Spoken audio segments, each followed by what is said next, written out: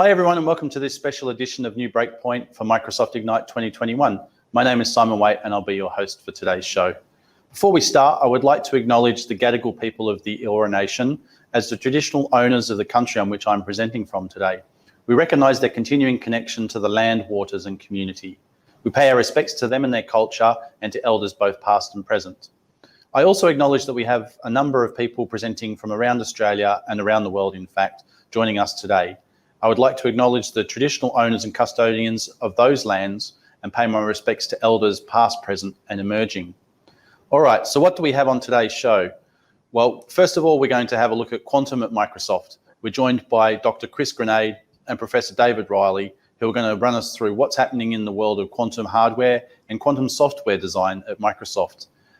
We'll then be joined by Lisa Crosbie and Amey Holden, two Australian MVPs who are going to talk about how to next level your career.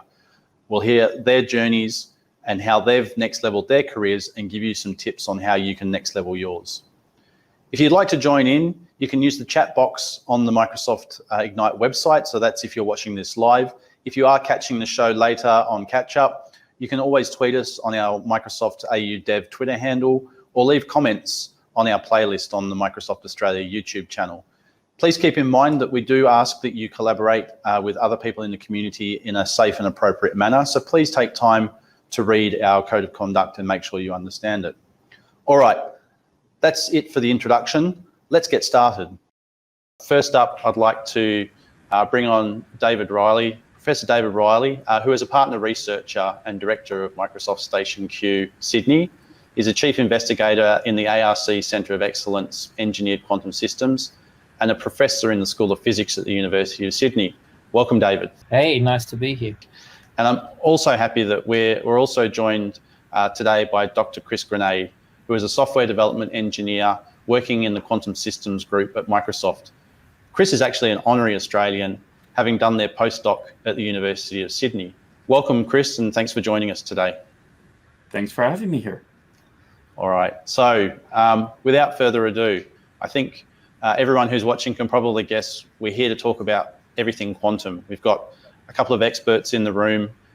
So what I'm going to do is I'm going to open up the floor and I'm going to ask Professor Reilly, tough question, explain to the audience what quantum computing is in 10 seconds. Well, very good question. 10 seconds, I'm down to 8, 7, 6. Quantum computing, quantum mechanics is wave mechanics. We're talking about the interference of waves in order to process information. Those waves are actually nanoscale objects like electrons or fundamental particles, or the fundamental particles of light.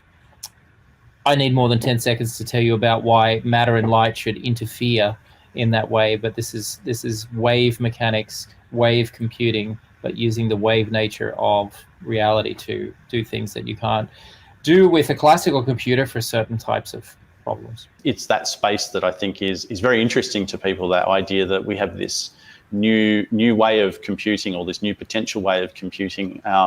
Having had the visit to the centre here at the University of Sydney, I think it felt to me very much like probably what the dawn of modern computing felt like, those early stages of research.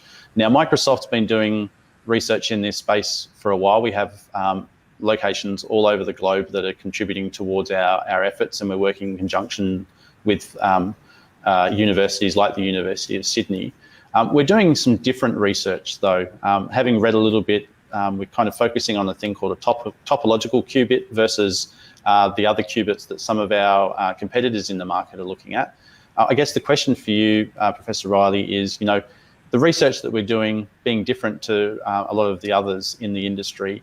Are we like that crazy meme guy with all of the string on the wall over the pictures? Maybe we're off in a different space, or are we like that? But are we John Nash in A Beautiful Mind, where potentially we're gonna have that insight in that moment? Where are we and how do we fit in? What do you think on that one?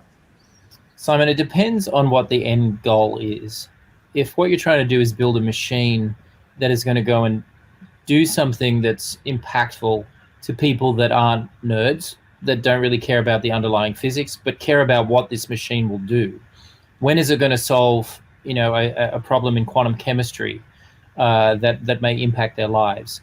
if you think along those lines and think about building a machine that is going to be sufficiently scaled up and powerful that it can go after those hard problems, and if that's the goal, in other words, not just build a quantum computer, but build a quantum computer that's useful, even if you don't know what a quantum computer is. If that's the goal, then we have to be able to actually create a machine whose underlying constituents, that is qubits, its building blocks, have certain kinds of attributes that make them scale, make them such that you can really build a large and powerful machine.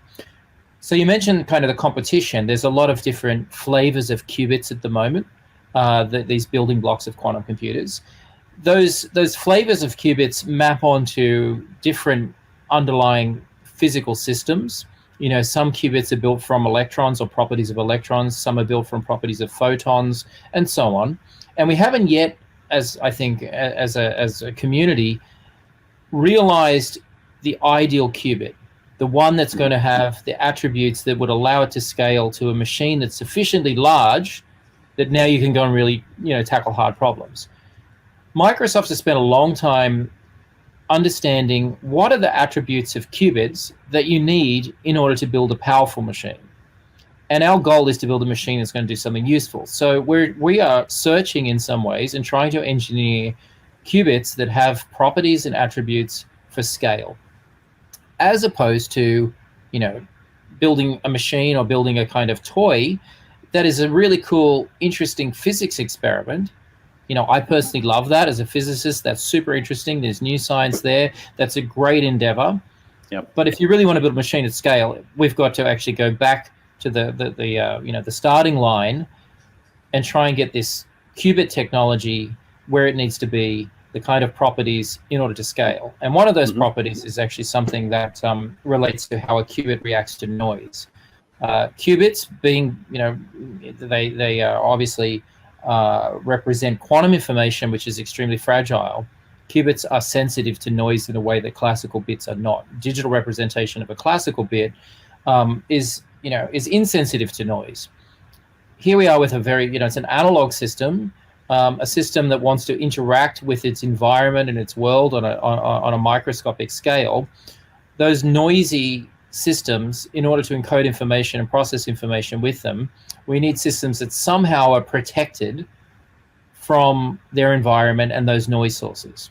And that's what we're trying to build. Within Microsoft, we're trying to engineer what's called a topological qubit.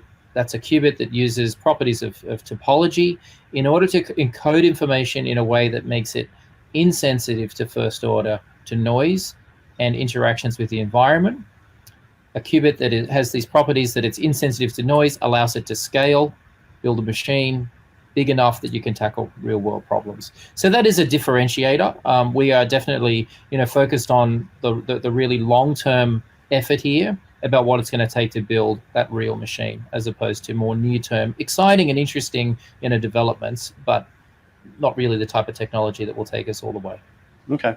So it sounds like maybe we're a bit more in that John Nash corner than the crazy meme guy corner, which is fantastic. Professor Reilly, the work that your group is doing is focused very much on the sort of the hardware engineering side of things. But Microsoft is also doing a lot at the higher level to help build abstractions and languages to help people actually program quantum computers, which is a new thing, right? So having spent a little bit of time digging through Q#, it feels a bit to me like an F# style functional language, but it has aspects of procedurals, things like C# built into it.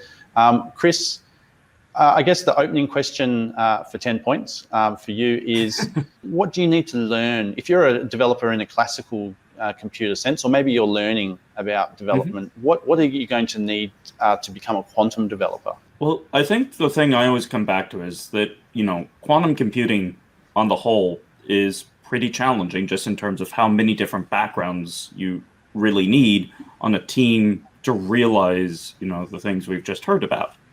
But where that's a real opportunity is it means whatever background you have, there's a challenge that needs exactly that background to go meet. So I think there isn't really one right set of skills to get involved to start making an impact on quantum computing. I think there are certainly some skills which tend to be useful, So like having some linear algebra really helps. But, it's the same sort of linear algebra that you might use in computer graphics or machine learning, and so even there, like, there's a lot of good resources to get started with and to get up and running, and a lot of diagnostic tools built into the quantum development kit in Q# that can help you learn as you go. And I mean, to that extent, something that I found really transformative, moving from kind of thinking in terms of research to thinking in terms of software development, is when I run a Q# program and it doesn't work. I see it doesn't work. I get the wrong answer when I run it on a simulator. And that gives me the feedback I need to go re-examine, oh, hey, where did I go make a mistake, and go fix it. Whereas, I'm used to thinking about trying to debug a page of math. And that's a lot harder because you can't even run that and see, oh, hey, I got the wrong answer. Let me go revise that. There's something really transformative about having something concrete that I can run on a simulator and get those diagnostics out and use that to build my understanding as I go. Yeah, I think there's a lot of opportunities to bring what you care about, what your passions are, to have an impact on. And there's a lot of good resources to learn as you do so.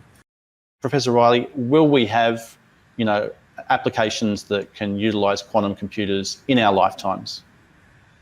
Hard question to answer. To connect with what Chris said, at the moment, the community broadly is still grappling with what is this technology good for? And it's hard to answer that question without having some of the hardware already in place. I mean, it's a little bit like trying to write and debug computer code on paper, as Chris mentioned. I remember being, I think 11 years old, 12 years old, and I didn't have a computer, and I asked my parents for one, and they said maybe. And in the meanwhile, I tried to write code on paper. And I collected all these pieces of paper. When I finally actually ended up with a Commodore 64, I copied all of my handwritten, code, and none of it worked. Yeah. And it's pretty hard to not just debug, but even develop a concept of how to think about these types of technologies unless you have access to them.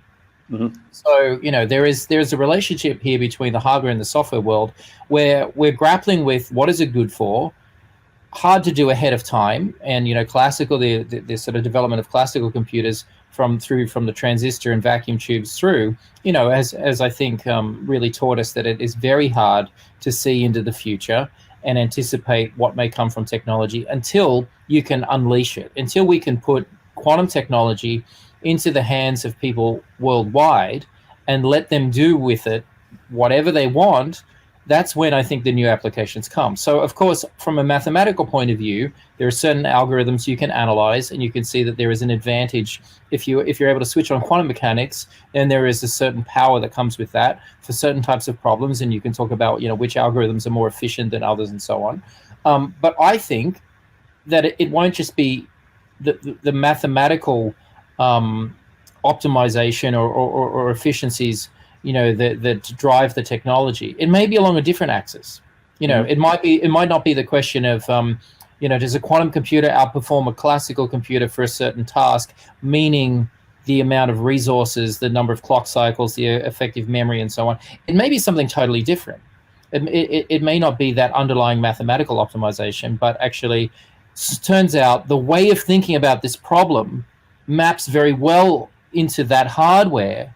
And yes, you could map it into regular classical machine, but that mapping is complicated, and that limits what you can imagine doing with the technology. So we're at an early stage. This is why we need people to engage with this field, to learn how to think about quantum mechanics, to learn how to think about how to program such a machine, because I think that's where the new applications are going to come. And we definitely can point to examples already where we know this technology is powerful. But it's those ones that we have yet to anticipate, I think, that are, almost by definition are going to be the most interesting and exciting, the ones we haven't anticipated. Okay, fantastic. And Chris, where do you see this going? Where do you see it having benefit and impact? And I think there's a lot of ways in which putting the right tools out there in the hands of people passionate to solve hard problems, that they care about, that impact them on a daily basis, that's where we're going to find new solutions to that. And so we're seeing a lot of, focus from our team and putting out the quantum development kit and putting out Q# And now, as you say, spinning up the Azure Quantum service, putting that into public preview, we put things out there like libraries to help you explore and understand how all of this impacts chemistry and machine learning and numerics. And as that kind of grows, it's exploring new problem spaces and trying to put tools, in your hands so that you can go explore and find those, either deeper applications that we already know about, or to David's point, the surprising ones that we haven't even thought of yet. And it's that exploration that I think is really promising, exciting, and it's what I really love seeing users do with the QDK and Q#. Professor Reilly and Dr. Granade, I want to thank you very much for joining us today.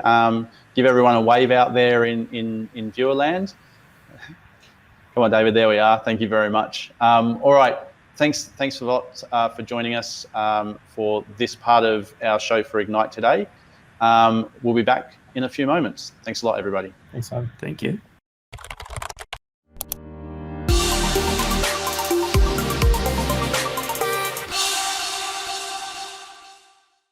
Welcome back, everybody. Now I'm joined by two of our amazing Australian MVP community. I'm joined by Amey. Give everyone a wave, Amey, and Lisa.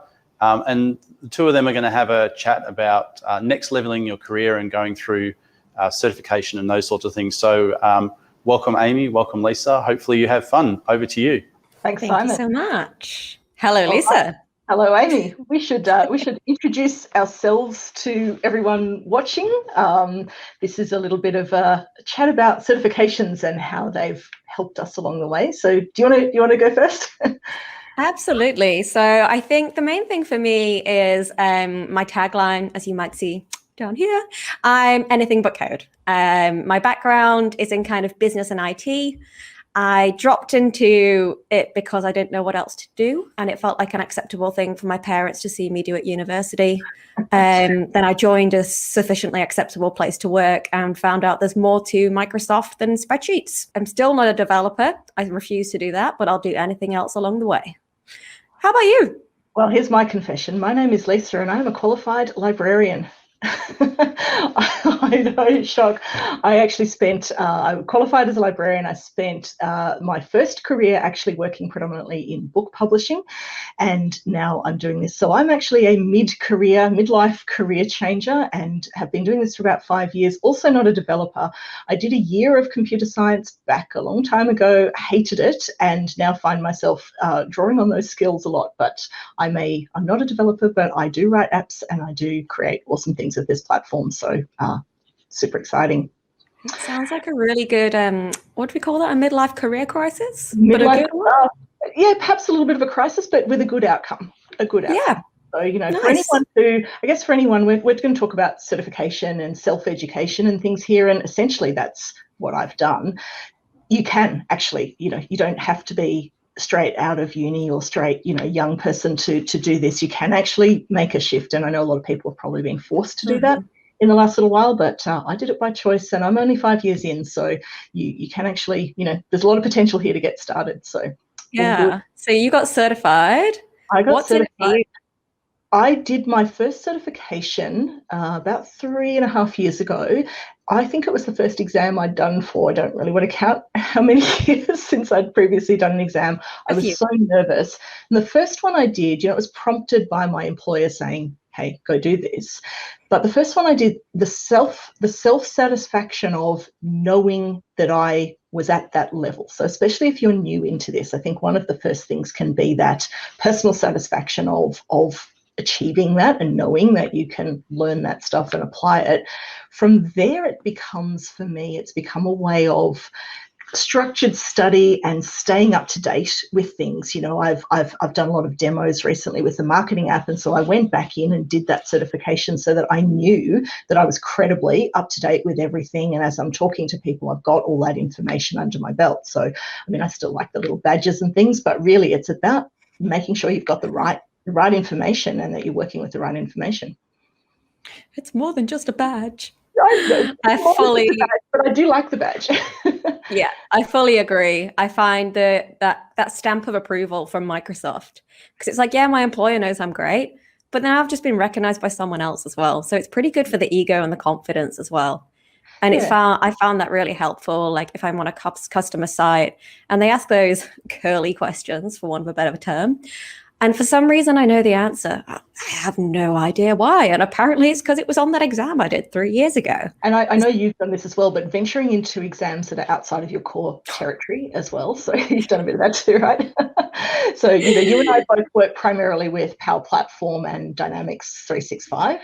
I ventured into doing some Microsoft 365 certifications and AI certifications, foundation level. And, some of that seems at the time, oh, why would I do this? And then the very next day, that breadth of knowledge where it comes up and it's useful to you. But I wouldn't have sat and done that had I not had that incentive to do an exam. But it helped me make me better at my job from having invested that time. Yeah, it was always those things that are kind of on the edge, because like in the Power Platform, you can't ignore the fact that Microsoft 365 exists and Azure exists. But I used to like quiver a bit inside every time someone mentioned Azure, and I'd be like looking for the nearest developer. So taking on the fundamentals course meant that I could say Azure Service Bus with reasonable confidence that there wasn't a man driving a bus down the road.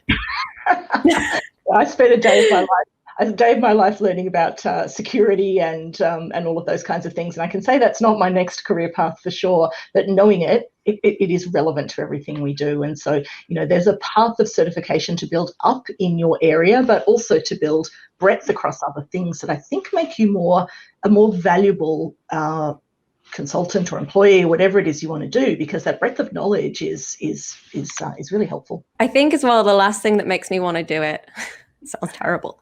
The certification belongs to me. It's not like, yeah, great, I'm good at my job and I got this special company special award. But if I walk away from that job, it kind of doesn't mean much. Like, well done at your job, but carry on. Whereas these belong to me. And usually the employers pay for it, or there's loads of deals and offers on at the minute to push them out. And they belong to you. And they go on your LinkedIn profile, you get your pretty badge, and you're living the dream. Exactly. Yeah. So they point to your employer for the duration of that employment, and certainly it helps your employer to have that, but it is yours. Yeah. And you win both ways. So what about barriers and things? Like, why do people not do this? What are the challenges? Yeah. Why wouldn't you? We make it sound so fun and cruisy, right? We're like, this is the best. Yeah. It's not. You have to do the work.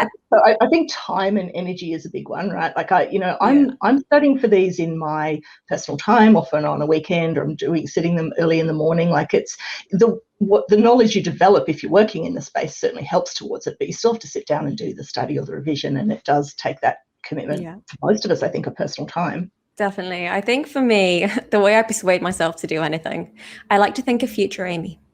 Yes. Future Amey will be grateful.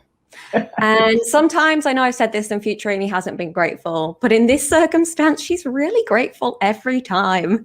And I find that really helps. And once you've done one and the future Amey from then becomes current Amey and she's grateful, I can then think about future Amey again and she will be grateful every time.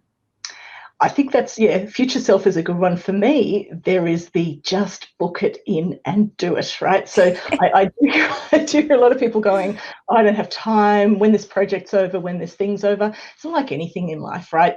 There's never going to be a perfect time for that. I just pick a date in the calendar that is not too far in advance, because if it's 4 months in advance, I will start prepping 2 days before that date. Yeah. I'll put it a couple of weeks out and put it at a time where I think, there's a morning that I can manage or whatever.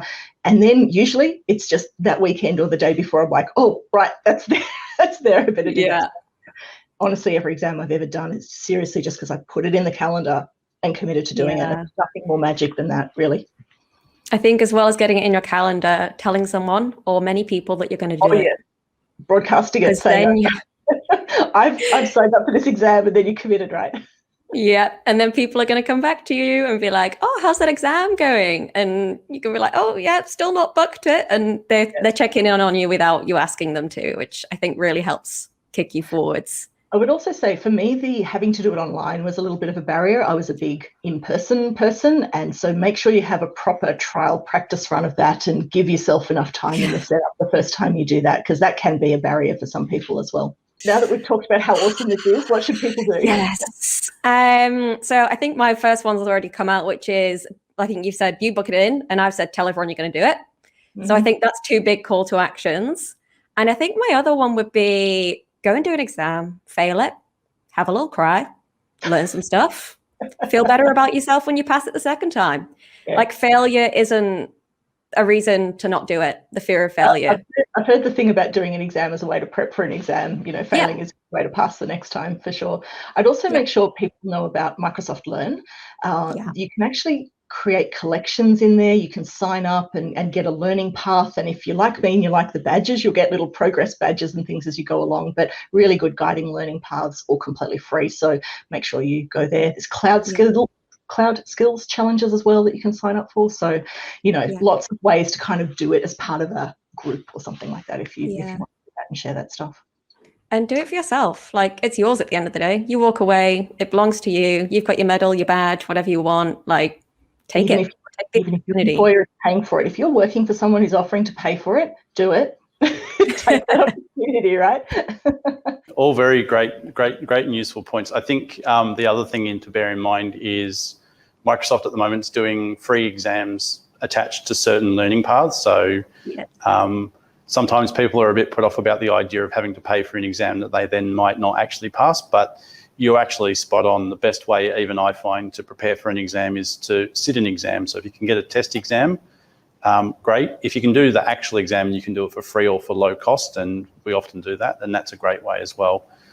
Look, fantastic discussion. I think watching the two of you, you could probably talk for a long period of time on this.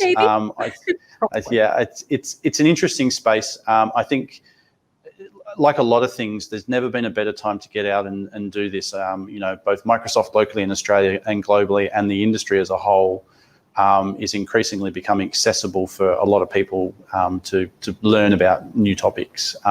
So I want to take this opportunity to thank you, Amey, and Lisa for joining us on this special edition. You can find Amey and Lisa's details, their Twitter handles, in their display badges on this stream. Like most of our wider MVP community, they're always open to feedback and looking to see ways that they can support and help you. So thanks a lot for joining us today, Amey and Lisa. Pleasure. Thanks for the badges. So there we are. What a great episode that was for Microsoft Ignite March 2021. I hope you've really enjoyed the show. Check out the link that's on the screen at the moment if you want to find out more about the shows that we run and when the next one's on, and how to get in contact with us. My name's Simon Waite. I hope you've enjoyed this episode of New Breakpoint. I'll see you next time.